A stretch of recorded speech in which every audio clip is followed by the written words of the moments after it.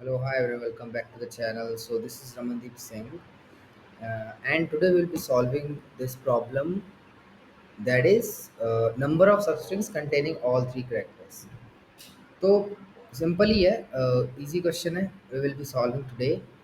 देखते हैं कैसे इसको सॉल्व कर सकते हैं. क्वेश्चन पढ़ते हैं. गिवन अ स्ट्रिंग एस, मतलब पहले रुक जाओ, खुद से सॉल्व करने की कोशिश करो. नहीं हुआ तो फिर come back to the video. नहीं हुआ होगा, है ना. Given a string S consisting only of characters A B and C. Return the number of substrings containing at least one occurrence of all these characters A, B and C. तो मतलब एक string दी है आपको, ठीक है. एक string दी है और आपको क्या करना है कि बताना है भाई उसमें कितनी ऐसी सब स्ट्रिंग्स हैं जिनमें तीनों करेक्टर्स अपीयर करें, right. That is what you have to return. तो भाई एक स्ट्रिंग दी है जिसकी लेंथ कुछ होगी, लेट्स से जैसे इसमें है ए बी सी. अब एक काम करते हैं, एग्जांपल से समझते हैं इसको. हाँ, देखो, ए बी सी, ठीक है. अब इसमें देखो, ए बी सी. अब कितनी ऐसी सबस्ट्रिंग्स हैं जिसमें ए, बी और सी तीनों कैरेक्टर्स हैं, वो बताना है अपने को, ठीक है. तो कैसे बताएंगे, कैसे पता चलेगा, सोचो. देखो, इसमें गिनते हैं, ठीक है, कितनी ऐसी सबस्ट्रिंग्स हैं जिनमें तीनों कैरेक्टर्स हो. पहली तो यही होगी, कलर चेंज कर लेते हैं. पहले तो यही होगी ए बी सी, फिर बी सी ए, है ना, फिर सी ए बी, फिर ए बी सी ये भी है ना. और कितनी सबस्ट्रिंग्स हैं जिसमें तीनों अपीयर कर रहे हैं. इतनी तो नहीं, और भी तो हैं. चार, ये तो तीन लेंथ की है, मिनिमम तीन लेंथ की ये होगी. कितनी होगी, एक दो तीन चार. अब आते हैं चार लेंथ की सबस्ट्रिंग्स. ए बी सी ए, मतलब कम से कम एक बार इन ये तीनों कैरेक्टर्स आने चाहिए. ज़्यादा बार तो कितनी बार भी आ सकते हैं. A B C A, this is a valid string. B C A B, this is also valid. C A B C, this is also valid. तो तीन ये होगी, एक दो तीन चार और तीन सात, सात हो चुकी हैं. अब पांच लेंथ की स्ट्रिंग्स लेते हैं. A B C A B, yes valid one. फिर B C A B C, valid one. दो ये हो गई. अब और लेते हैं, और कौन सी रहेगी, सिक्स लेंथ की. तो मतलब एक ही स्ट्रिंग रहेगी, which is the string itself, main string itself, A B C. तो we have A B C. तो ये हमारे पास स्ट्रिंग है which has characters, which has substrings 10. चार ये होगी, तीन ये होगी, नहीं नहीं पांच है, कितनी ये, हाँ, तीन ये होगी, दो ये होगी और एक ये होगी, ठीक है. तो 4 + 3 7, 7 + 2 9 + 1 10. So we have 10 substrings which has all three characters present in them. So the answer for this string is 10. ठीक है, समझ आया. तो यहाँ से मतलब कुछ कंक्लूजन्स निकाल लेते हैं कि जैसे हमें इतना तो पता चल जाना चाहिए कि ए बी सी जो हमारी सॉरी जो स्ट्रिंग है, कोई भी सब स्ट्रिंग लेते हैं, तीन से छोटी तो नहीं होगी, है ना. तीन से छोटी क्यों नहीं होगी, क्योंकि तीन से छोटी में तो फिर तीनों कैरेक्टर्स फिट ही नहीं होंगे. दो ही कैरेक्टर्स फिट हो गए, that means not a valid string, हमारे काम की है ही नहीं. इसका मतलब ये है कि हमें एटलीस्ट तीन लेंथ की स्ट्रिंग तो लेनी है. अब ये सब क्यों कर रहा हूँ मैं, मुझे भी नहीं पता. हो सकता है आगे ये चीज़ काम आ जाए, है ना. बट लाइक ये सब लाइक सोचना होता है, ठीक है. काम आ जाए ना आए कुछ नहीं पता. आते हैं, आगे बढ़ते हैं, सॉल्व कैसे करना है. तो देखो, अब पॉज लो और सोचो कि कैसे सॉल्व करोगे, कैसे सॉल्व करोगे इसको.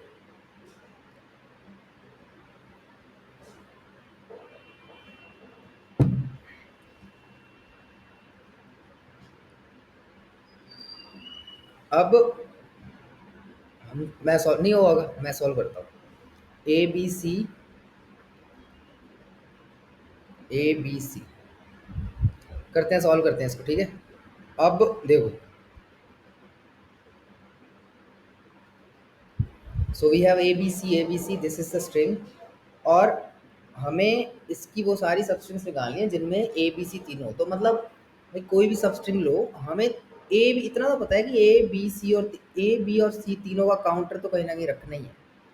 ए का काउंटर कहीं ना कहीं रखना है, काउंटर मतलब कितनी बार आ रही है ना, बी कितनी बार आ गया है, सी कितनी बार आ गया है, ये तीनों चीज़ें मुझे कहीं ना कहीं रखनी है। तो चलो ठीक है, वो तो हो जाएगा, उसको बड़ी बात नहीं, सिंपल सा मैप ले लो, एरे ले लो, है ना। एरे यूज़ कर सकते हो आप इस चीज़ के लिए, इम्प्लीमेंटेशन डिटेल चलो बाद में ध्यान देते हैं। पहले बस इतना सोचो कि if I am considering any substring, that means I want the count of A, B and C in that substring, for which I need to store the count somewhere। मान लो, अब शुरू करते हैं, यहाँ से शुरू किया, ए ए को विजिट किया हमने, तो ए में वन इंक्रीमेंट कर दिया। So increment the frequency of A by one, कि भाई हमने ए को एक बार देख लिया है, बी पे चलते हैं, बी को भी देख लिया फ्रीक्वेंसी एक बार, फिर सी पे चलते हैं, सी को भी देख लिया, ठीक है। अब देखो तीनों को देख लिया है ना, तीनों आ गए हैं। अब हम जैसे जैसे आगे बढ़ रहे हैं, जैसे ए पे गए, फिर बी पे गए, फिर सी पे गए, हर एक पॉइंट पे हमें तो नहीं पता, लाइक हमें तो पता दिख रहा है यहाँ पे, कंप्यूटर को तो नहीं पता ना कि भाई कहाँ तीनों करेक्टर आ गए हैं, तो उसको तो किसी तरह बताना पड़ेगा कि हाँ ठीक है यहाँ पे तीनों करेक्टर आ गए हैं। तो यहाँ थोड़ा चलो चेंज करने की जरूरत है। ए बी सी जब तीनों करेक्टर आ जाएंगे, at that point will have to like think, जैसे तीनों करेक्टर आ गए, हमें एक तो चेकर लगाना पड़ेगा कि भाई हाँ तीनों करेक्टर आ चुके हैं। तीनों करेक्टर जैसे ही आ जाएंगे, हम एक बार के लिए रुक जाएंगे। क्यों रुकेंगे? देखो ए बी सी तो इंक्लूड हो ही गया।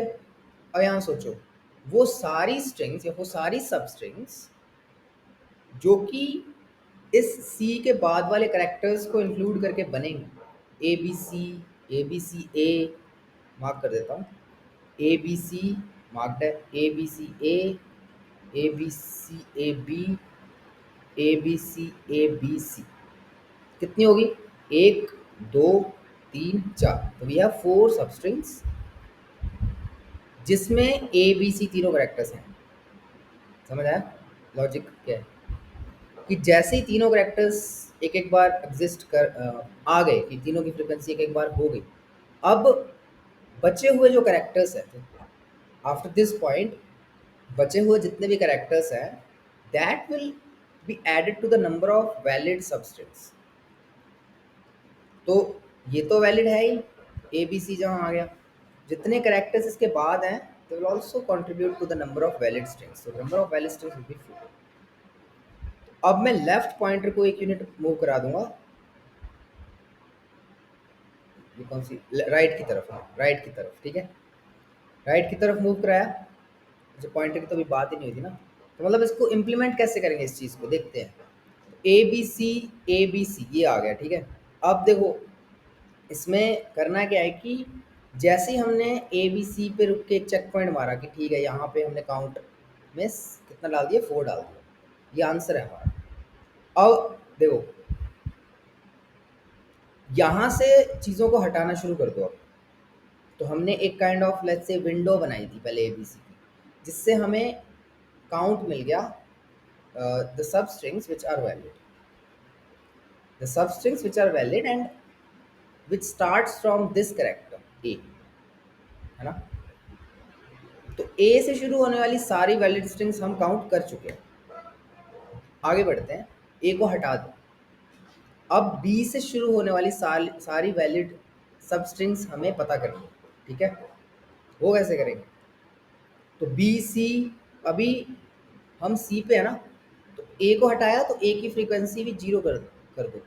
तो ये मैप हमें कुछ इस तरह से, ये जो डिक्शनरी है या मैप है ये वाला, इसको हमें कुछ इस तरह से मेंटेन करना है कि like for every window we have the count of A B C in that window only. तो जैसे ही ए को हटाया तो यहाँ ए हो गया मेरा 0, तो B C is already there. तो अब मैं आगे बढ़ूंगा, मतलब आगे बढ़ूंगा।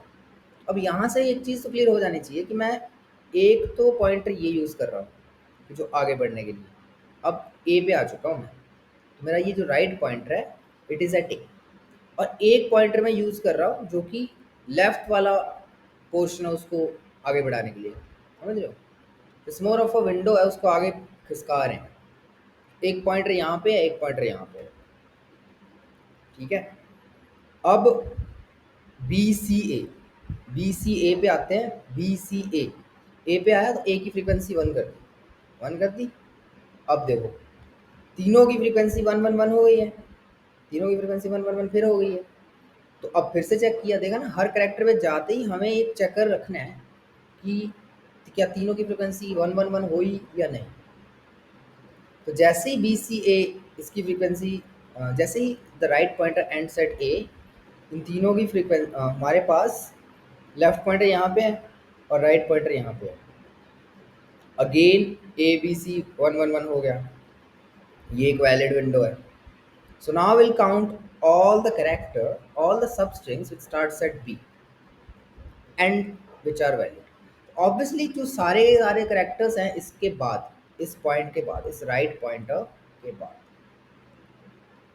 उनको मैं एक एक करके ऐड करूंगा, तब भी तो जो स्ट्रिंग्स आएंगी, सब स्ट्रिंग्स आएंगी, they will also be valid.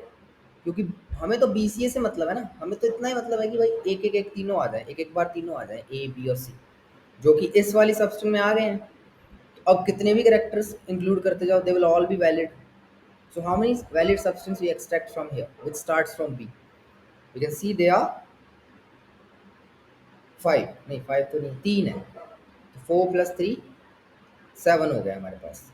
अब अगेन लेफ्ट पॉइंटर को आगे बढ़ाओ, लेके आते हैं सी पे। So will count all the substrings, valid substrings which starts at third character. तो राइट को आगे बढ़ाओ, क्योंकि C A this is the current window, और ए जो है वो मेरा जीरो हो चुका है। ए तो नहीं जीरो हुआ, बी जीरो हो गया। ए तो वन है, बी अब इस बार बी जीरो हो गया, विंडो में बी मिसिंग है ना। तो अब आगे बढ़ाओ राइट पॉइंटर। जैसे ही कोई ना कोई कैरेक्टर मिसिंग हो जाता है हमारी विंडो में, we need to move the right pointer ahead. जो बचा हुआ पोर्शन है उसको हमें इंक्लूड करना है, ठीक है। अब देखो बढ़ाते हैं, राइट पॉइंटर को आगे बढ़ाते हैं। राइट पॉइंटर को यहाँ बी पे लेके आए, so we have C A B, C A B. और जैसे ही बी को उसने टच किया तो we will increment this B with one, we have 1 1 1 for A B and C, है ना। तो अगेन मेरे पास एक वैलिड मैप आ गया, या फिर एक वैलिड विंडो आ गई है। जैसे ही एक वैलिड विंडो आई, I am going to count the substrings which starts at C and ends at all, ends at characters like uh, right, right to the right pointer including right pointer itself.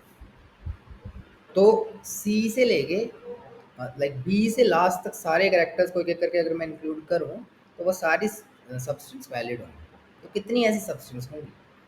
B और दो characters हैं, जैसे ही B पे आए valid बन गया, बाकी सारे कैरेक्टर्स इंक्लूडेड हो जाएंगे एक एक करके। तो दो सबस्ट्रिंग्स, ठीक है। अब अगेन थोड़ा इसको ठीक कर लेते हैं।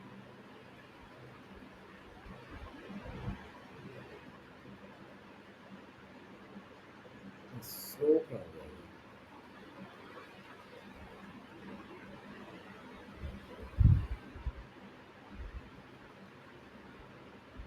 ठीक है, तो ये ए है अपना।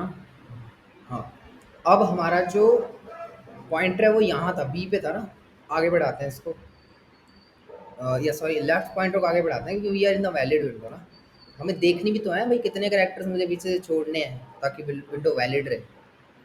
अब so we have counted all the substrings which starts at C and which are valid, so we'll move to E. अब हम A, लेफ्ट पॉइंटर मेरा A पे और राइट पॉइंटर मेरा B पे है। तो इसका मतलब C जो है इस बार जीरो हो गया, ये तो वन वन है, वन है, ये वन है, तो C जीरो हो चुका है, तो वैलिड नहीं है। तो राइट को आगे बढ़ाऊंगा तो राइट आ जाएगा यहाँ पे, C इंक्लूड हो गया, C को एक से बढ़ा दूंगा। अब चेक किया अगेन, जैसे ही राइट पॉइंटर एक यूनिट आगे मूव करोगे यू नीड टू चेक, ठीक है। अब राइट पॉइंटर या लेफ्ट पॉइंटर, राइट पॉइंटर एक यूनिट आगे बढ़ाया, अब लेफ्ट पॉइंटर को एक एक यूनिट आगे बढ़ाते गए, तब तक बढ़ाया जब तक जो हमारी विंडो है वो वैलिड है। That is the strategy. तो अब जैसे ही यहाँ आए, हमने फिर देखा कि भाई एक वैलिड विंडो है, we again count the number of valid substrings which will be 1 for this case, क्योंकि सी के बाद कोई कैरेक्टर है। तो कितना हुआ, 4 + 3 7 + 2 9 + 1 10। The answer is 10। अब देखो, थोड़ा सा सम अप कर देते हैं, करना क्या है इसमें, ठीक है। मैंने तो सॉल्व किया हुआ है क्वेश्चन, तो like I am not solving it like raw. तो हो सकता है may be you need to like dry run this question, dry run uh, over multiple test cases, तब आपको ये चीज़ दिमाग में बैठेगी, है ना। तो थोड़ा देख लेते हैं अब, है ना। तो 2 पॉइंटर्स लेने हैं, एक लेना लेफ्ट, एक लेना राइट। स्टार्ट करो 0 0 से, कुछ नहीं है अभी। एक ले लो हैश मैप या फ्रीक्वेंसी एरे ले लेते हैं, to keep things simple and sweet। तो 0 1 and 2। 0 stands for A, 1 stands for B, 2 stands for C। Simple. तो अब देखो, राइट पे हो, ए की फ्रीक्वेंसी 1 से बढ़ा दो, 0 है पहले इनिशियल। अब इसको 1 यूनिट आगे बढ़ाओ। नहीं नहीं, पहले चेक कर लो कि क्या ये एक वैलिड विंडो है, नहीं है ना। तो फिर राइट को 1 यूनिट आगे बढ़ाओ, बी बी पे लेके आओ। बी पे आते ही इसको एक से ही बढ़ा दो, फिर सी पे आओ, फिर इसको 1 से बढ़ा दो, तो 1 1 1 हो गया तीनों, है ना। तो अब राइट अपना यहाँ पे है और लेफ्ट अपना फर्स्ट पे खड़ा हुआ है। हमें करना क्या है कि अब देखो, ये जैसे ही अपना ये जो क्या कहते हैं, राइट आगे बढ़ा रहे हो ना, जैसे जैसे हम चेक करेंगे हर पॉइंट पे कि क्या वैलिड विंडो बन गई है या नहीं बनी। तो ए बी एंड सी पे आती वैलिड विंडो बन गई, क्योंकि तीनों में 1 1 1 आ गया। A B C is a valid window. अब जो हमारा आंसर है उसमें तुम ऐड कर दोगे सिंपली जो इसकी पूरी लेंथ है माइनस जहाँ पे हमारा राइट पॉइंटर खड़ा है। राइट पॉइंटर कहाँ है, 0 1 2, 2 पे लेंथ कितनी है, 6 6 - 2 4, सो वी कैन ऐड 4। ठीक है, इस तरह से फर्स्ट विंडो में 4 ऐड कर दिया। अब देखो, हमें तो नहीं पता ना कि ये तो वो वाली सब स्ट्रिंग्स हैं जो ए से स्टार्ट होती हैं और इस राइट पे एंड होती हैं। हो सकता है लेफ्ट को आगे बढ़ाने पे भी स्ट्रिंग हमारी वैलिड रहे, हो सकता है ना। अब हम जैसे ही हमें वैलिड स्ट्रिंग मिलती है, हम लेफ्ट को एक एक यूनिट आगे बढ़ाते जाएंगे और तब तक बढ़ाएंगे जब तक जो स्ट्रिंग है हमारी वो वैलिड है। इसमें तो देखो, एक बार ही जब आगे बढ़ाओगे लेफ्ट को, तो होगा क्या कि ए आपका बाहर हो जाएगा और स्ट्रिंग वैलिड नहीं रहेगी। ठीक है, तो दैट मीन्स कि लेफ्ट को आगे नहीं बढ़ाओगे। ठीक है, अब आते हैं कि मतलब लेफ्ट को 1 यूनिट आगे तो बढ़ाना ही पड़ेगा, है ना, क्योंकि all those substrings which starts at A has been counted.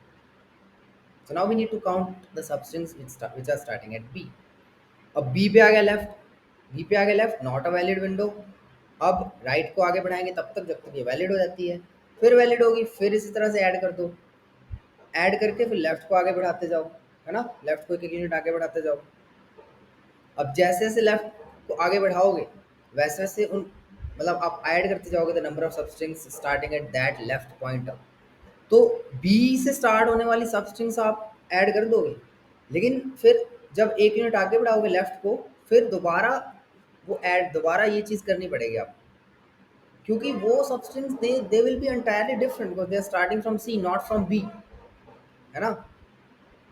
इसीलिए आपको थोड़ा सा ध्यान से देखना है इसकी इम्प्लीमेंटेशन। तो जस्ट लाइक जो भी आप लोगों ने सीखा है, अगर कुछ समझ में आया तो you just take a pause and try to implement from the pieces which you have collected from here.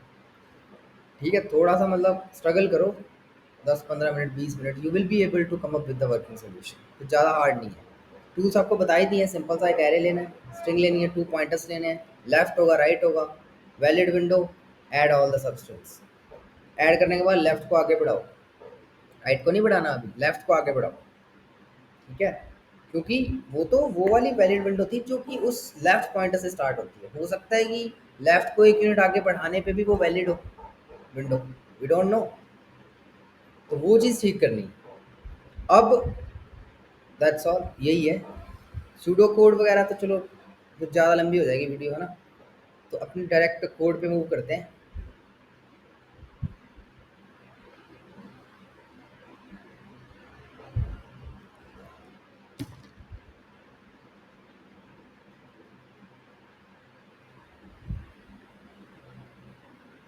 ये प्रॉब्लम है। Let's jump to the code implementation part. तो सिंपल है। Let's first calculate the length of the string S dot length. अब दो pointers लेते हैं, left, code visible है ना, लेफ्ट इज इक्वल टू 0 और फिर राइट इज इक्वल टू 0।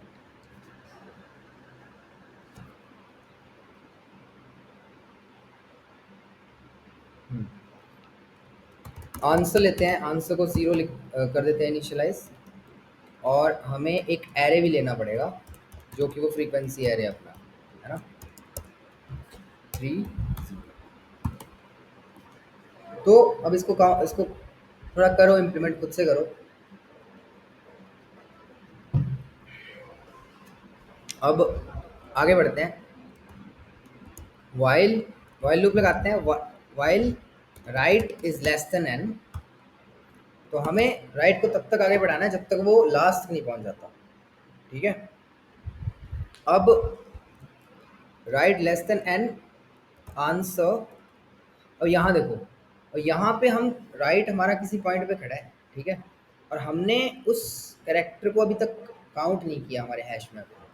तो फ्रीक्वेंसी में हम इस एस ऑफ राइट माइनस ए, अच्छा ये सब मैं ज्यूम कर रहा हूँ कि ये चीज़ें आपको आती हैं कि मैं ये s of right minus a क्यों कर रहा हूँ।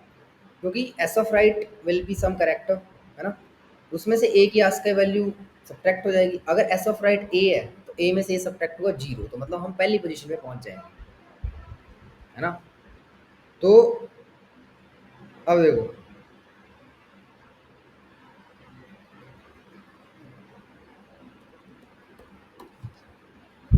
ठीक है, S of frequency of S of right minus A, क्या ये सही है। तो राइट को एक यूनिट आगे बढ़ाते हैं और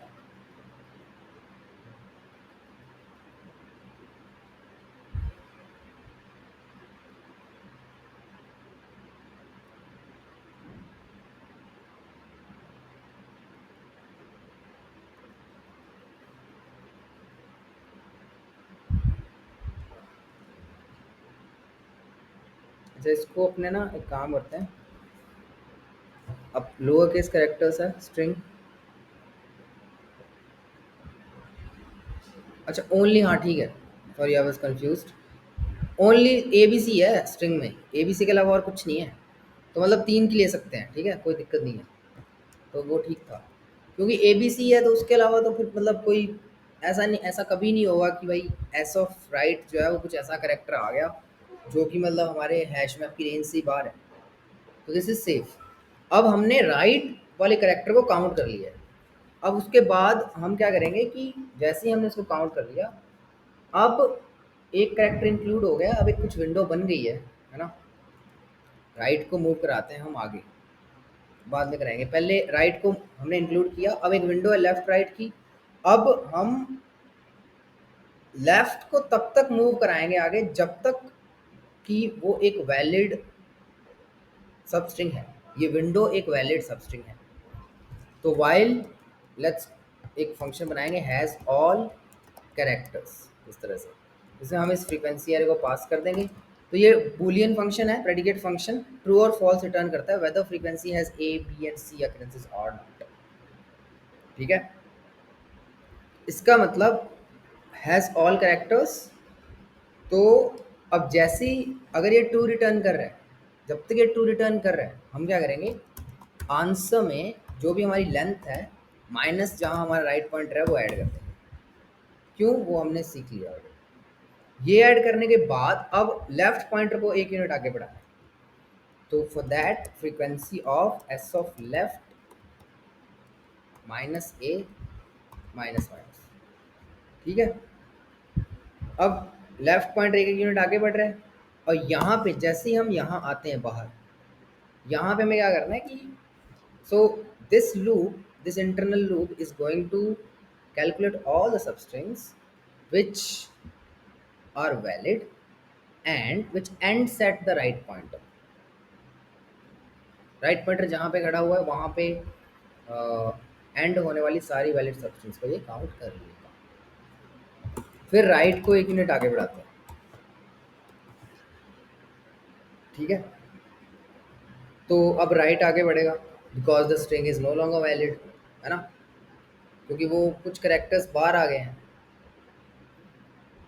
ठीक है। That's all. स्लाइडिंग विंडो कह लो, टू पॉइंटर कह लो, and we will return this answer at the end of this function. I hope this is correct. देखते हैं, सबमिट करके देखते हैं।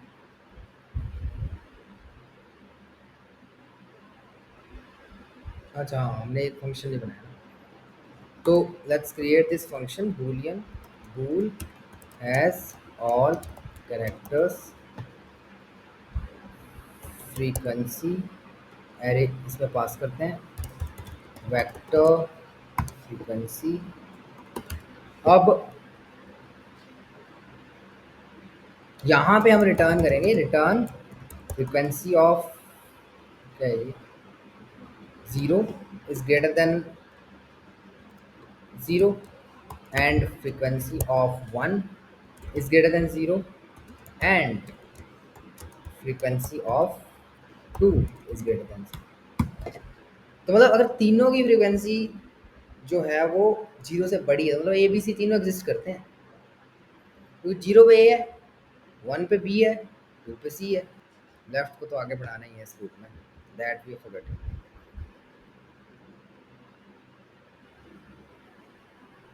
ठीक है, सबमिट करते हैं। एक्सेप्टेड। तो ठीक है, वीडियो काफ़ी लंबा हो गया, but thank you for staying with me till this point.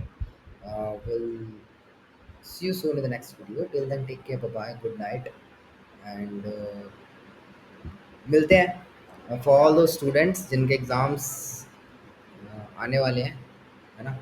All the best, prepare well, और टेंशन मत लेना, कोई दिक्कत नहीं है एंड सम के लिए। इजी मतलब वो, मतलब अब वो तो मैं नहीं पता मुझे कैसा आएगा एग्ज़ाम, बट ठीक है, just don't worry and prepare well.